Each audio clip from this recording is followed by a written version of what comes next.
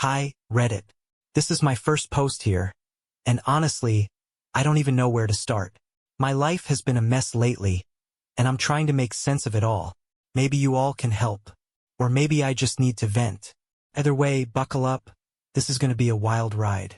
Growing up, I always felt like I was more of a babysitter than a son. My parents had 3 kids after me, and I don't think they thought that through because it felt like all the responsibility fell on me. While other kids my age were out doing normal kid things, I was stuck changing diapers, helping with homework, or making dinner. My needs? Completely ignored. If I ever complained, I was told to be grateful for your family, or that I was being selfish for not wanting to help. It got to the point where I stopped asking for things. What was the point?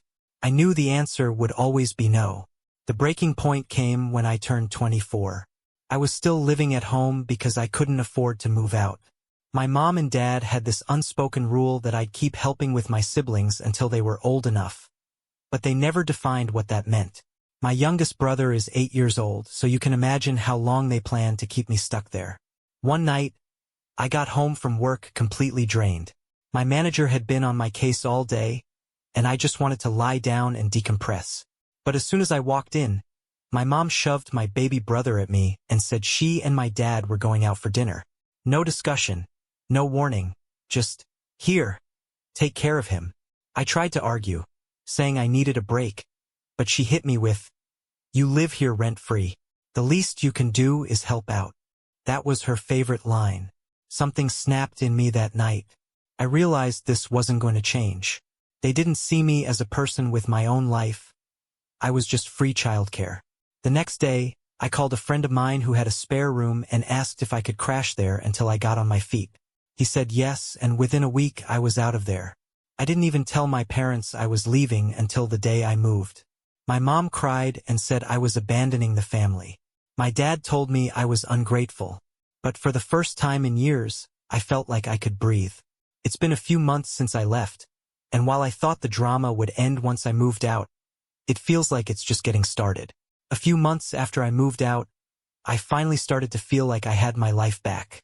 No more screaming kids, no more guilt trips, no more being treated like an unpaid nanny. But, of course, my parents couldn't just let it go. It started with phone calls. At first, my mom would call to check in, but it was always the same conversation. When are you coming home? Your siblings miss you. We need you here. I stayed firm and told her I wasn't coming back. Every time, she'd start crying and guilt-tripping me, saying how hard things were without me. She even tried to use my youngest brother, saying, he keeps asking why you don't love him anymore. That one hurt, but I knew it wasn't true. He's 8. He probably doesn't even notice I'm gone half the time. Then my dad got involved. His approach was more direct. You're abandoning your family. We raised you, fed you, gave you a roof over your head, and this is how you repay us. He went on about how hard things were for them financially, how my mom was overwhelmed, and how I had a duty to help out.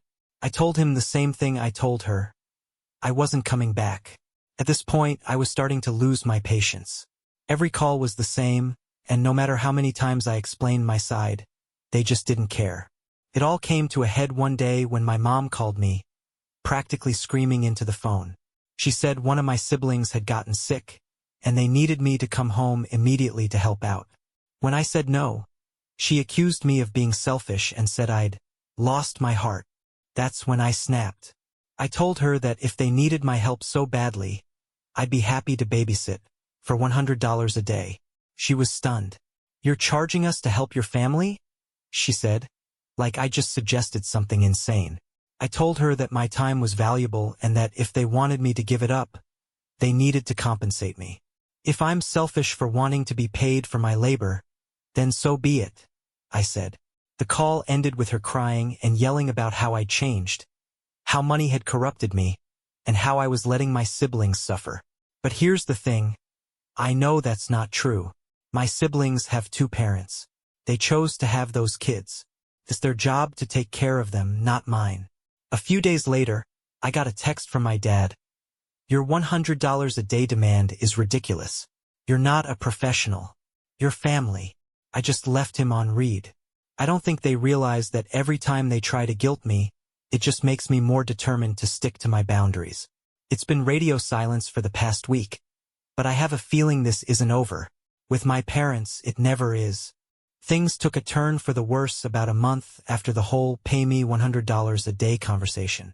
I thought my parents might finally be backing off since I hadn't heard from them in a while. But, of course, I should have known better. They don't give up that easily. One day, I got home from work, ready to unwind and play some games on my console. I've been looking forward to it all day. Only, it wasn't there. I tore my room apart looking for it, thinking maybe I'd moved it or something. But no, it was gone. I called my roommate, asking if he'd seen it, but he hadn't touched it. That's when I remembered something my mom had said the last time we talked. You should think about your siblings more. They miss you so much. My stomach sank. I called her immediately and asked, straight up, if she'd been in my apartment. She tried to play dumb at first, but she's terrible at lying. After a few minutes of me pressing her, she finally admitted it. She'd sent my younger brother over to borrow my console because he's been feeling really sad without you. I was furious. You sent him to steal my stuff? I yelled. She acted like I was the crazy one, saying it wasn't stealing because we're family and it's not like you don't have other things to do. She even had the audacity to tell me it was selfish to hoard something my brother could be using to feel better. I demanded they bring it back immediately, but she refused. She said they'd only return it if I agreed to help out with my siblings again. No strings attached. Think of it as an incentive, she said. Like I should be grateful they were holding my property hostage. I tried to reason with her, but she wouldn't budge. My dad got involved too, backing her up and saying I was acting spoiled. At this point, I was so mad I could barely think straight. So I gave them one last warning. If you don't bring it back by tomorrow, I'm calling the police. That got their attention. My mom started freaking out, saying I wouldn't really do that to my own family. My dad tried to downplay it, saying it wasn't worth getting the cops involved over something so minor. But I didn't care. I told them, you've crossed a line. If it's not back tomorrow, I'll report it stolen. The next day, my brother showed up at my apartment with the console, looking sheepish. He muttered something about how he didn't want to take it in the first place, but Mom told him it was okay. I didn't blame him. He's just a kid, and I know how manipulative my parents can be. I didn't even bother calling my parents to thank them or talk about it. I was done. This whole situation just proved to me that they see me as a resource, not a person. They think they can take whatever they want from me and manipulate me into doing what they need. I don't know what their next move will be, but I'm sure this isn't the end of it. It never is with them. Things hit a new low recently, and honestly, I'm still trying to wrap my head around it.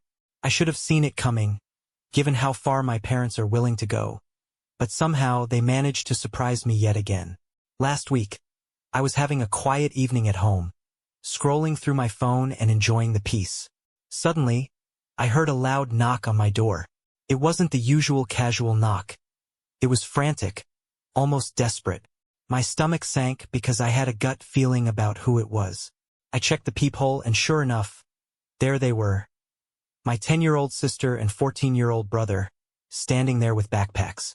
I didn't even open the door. Instead, I called my mom immediately. She didn't answer, of course, so I texted her, "Your kids are outside my door.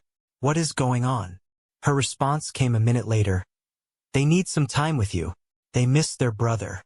Be a good sibling and let them in." I was livid. She had just dumped them on my doorstep without asking, without warning, and without any plan. I texted back, "This is not happening. Come get them right now." Her response, "They'll be fine. I'll pick them up tomorrow." Nope, not happening. I sat there for a minute trying to figure out what to do. I couldn't leave them outside, they're just kids and it wasn't their fault, but I wasn't going to play along with her little stunt either. After some thinking, I decided to climb out of my bedroom window. Thankfully, I'm on the first floor, and go to my neighbor's place. I explained the situation to her, and she was just as shocked as I was. She agreed to call the police for me, which I felt a little bad about, but at that point, I didn't know what else to do. The cops showed up about 20 minutes later. They knocked on my door, and I gave them a heads up about the kids waiting there. When they confirmed it was just the two of them and no adult supervision, they called Child Protective Services and took my siblings into custody. It felt awful seeing them get into the police car, looking confused and scared, but I knew I couldn't enable my mom's behavior anymore. Later that evening, my mom called me, absolutely furious. She screamed at me, saying I traumatized my siblings and that I was a horrible person for involving strangers. I fired back, telling her it was her fault for abandoning them in the first place. You don't get to dump your responsibilities on me and then act like the victim, I said. She hung up on me after that. A few days later, I found out she was fined $1,000 for leaving the kids unattended. I'm not gonna lie, hearing that gave me a bit of satisfaction. Maybe now she'll think twice before pulling something like this again. I've made it clear to her and my dad that I'm done with their games. They can't use my siblings to manipulate me anymore. But if I've learned anything, it's that they'll always try to find a new angle. I'm bracing myself for whatever comes next. Thanksgiving this year was the most chaotic and stressful holiday I've ever experienced. And that's saying a lot, considering my family's history. I should have known something bad was coming, but I let my guard down for just a second. Big mistake. It all started when my dad, Richard, called me a week before Thanksgiving. He was trying to play nice for once, which should have been my first red flag. He said they were having a big family dinner and that it wouldn't be the same without me. He even promised things would be different this time. No guilt trips, no drama. Just a chance to spend time with everyone. I didn't buy it. I appreciate the invite, but I'll pass, I told him. He tried to push, saying it was important for me to be part of the family. But I held firm. I've been through enough to know how these things go. Thanksgiving Day rolls around, and I'm at home, enjoying the quiet. My roommate was visiting his family, so I had the place to myself. Around noon, I got a knock at the door. I figured it was a delivery or maybe a neighbor, but when I opened it, there was my dad, standing there with this weird forced smile on his face. I came to pick you up, he said, like this was totally normal. I didn't even let him inside. I told him again that I wasn't coming and that he should just go back to dinner without me. That's when his whole demeanor changed. The fake smile dropped, and he started yelling about how I was being disrespectful and selfish. He said I was tearing the family apart, and that I needed to stop being so stubborn. I stayed calm, told him I wasn't going, and asked him to leave. But instead of walking away, he shoved the door open and got in my face. He started ranting about how I owed him for everything he'd done for me and how I was a disappointment for turning my back on my family. At that point, I lost my patience. I told him that I didn't owe him anything, that he was the one who failed me as a parent, and that if he didn't leave, I'd call the police. That's when he snapped. Before I knew it, he lunged at me, swinging his fist. He caught me in the jaw, and it hurt like hell, but it also flipped a switch in me. I wasn't a scared kid anymore. I fought back. I don't remember all the details, it was a blur of shouting and fists, but by the time it was over, he was on the ground, bleeding. His nose was definitely broken, 2 of his teeth were gone, and his face was covered in bruises. I stood there, breathing hard, adrenaline pumping, while he just glared up at me, holding his face. "Get out," I said, my voice shaking. "Don't ever come near me again." He stumbled out the door without saying another word, and I locked it behind him. I half expected the police to show up later, but they never did. Either he was too embarrassed to report it, or he knew he'd look bad for starting the fight in the first place. Since then, I haven't heard a word from him or my mom. Part of me feels bad about what happened. I never wanted it to come to this, but another part of me feels relieved. Maybe now he'll think twice before trying to bully me again. Thanksgiving is supposed to be a time for family, but this year, it just reminded me why I had to leave mine behind. I'm done letting them drag me down. They've crossed every line, and I'm finally drawing one of my own. If I thought things couldn't get worse after Thanksgiving, I was wrong. My parents found a way to sink even lower, and this time it was beyond anything I ever could have imagined. A few weeks ago, I got a call from my mom, Kelly. She sounded different. Not angry, not manipulative, just broken. She told me she had lost the baby. I didn't even know she was pregnant. No one had told me. Apparently, she was 8 months along when she slipped on the porch at their house and fell. The baby didn't survive. For a moment, I felt sorry for her. No matter how horrible she's been to me, losing a child is devastating. I told her I was sorry for her loss and that I hoped she could find some peace. But instead of accepting my sympathy, she turned on me. "This is your fault," she said, her voice shaking. "If you had been here to help, this wouldn't have happened." I was stunned. "What are you talking about?" I asked. She went on to explain how, if I had come home, I could have taken care of the younger kids, and she wouldn't have been so overwhelmed. She said she wouldn't have been rushing around, wouldn't have been so stressed, and wouldn't have fallen in the first place. She said, "You abandoned us, and now your sibling is dead because of it." I felt like I'd been punched in the gut. I couldn't believe she was saying these things. I tried to stay calm and told her I wasn't responsible for what happened, but she kept going. "You could have fixed the porch," she said. "It's been slippery for years, and you know it. If you cared about this family, you would have done something about it." That's when I snapped. "Are you serious right now? You're blaming me for something that's been your and Dad's responsibility for 5 years? If the porch was that dangerous, why didn't you or Dad fix it?" She didn't have an answer to that.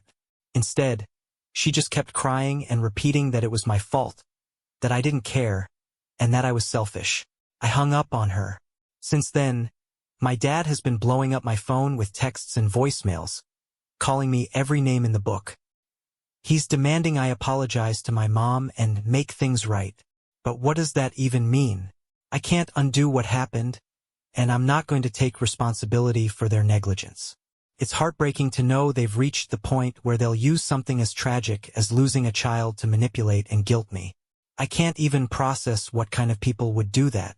I don't think I can ever have a relationship with them again. They've crossed every possible line, and I'm done letting them twist everything into my fault. They need to take a long, hard look at themselves, but knowing them, they never will. I never thought I'd be the kind of person to file a restraining order against their own family, but after everything that's happened, I didn't see another way. This isn't just about standing up for myself anymore. It's about protecting my safety. It started a few days ago when my dad, Richard, showed up at my apartment again. I don't even know how he keeps finding excuses to do this. This time, he came to talk, though it was clear from the second he walked in that he had no intention of being civil.